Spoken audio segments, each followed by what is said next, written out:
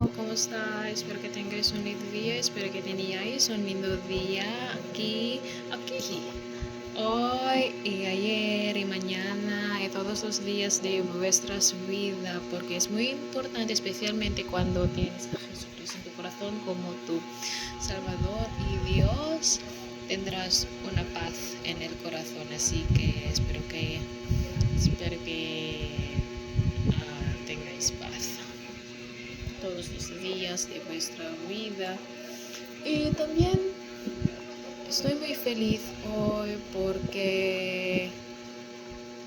ah, porque hoy es domingo, claro, y domingo es mi día favorito porque es el día para dedicarnos a nuestro Jesús, nuestro Salvador, nuestro Dios, a Jesucristo, y especialmente para conectarse de nuevo con nuestros compañeros de la iglesia, para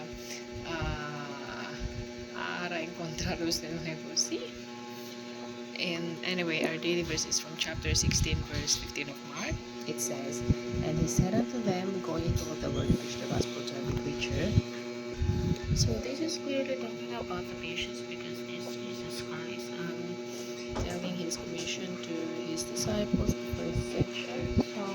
So this is still the great commandment of the day for us Christians. So we may not be able to reach the world, but we can reach the world that we can. We can reach whenever we can. We can support those who are going to the farther parts of the world by giving to the mission. So let us support them not only with money but also with our prayers and for supporting the missions program in our churches, while at the same time we ourselves share the gospel as well to other people and let them know that Jesus Christ is the only Lord and Savior. So I think that's it for today. Thank you.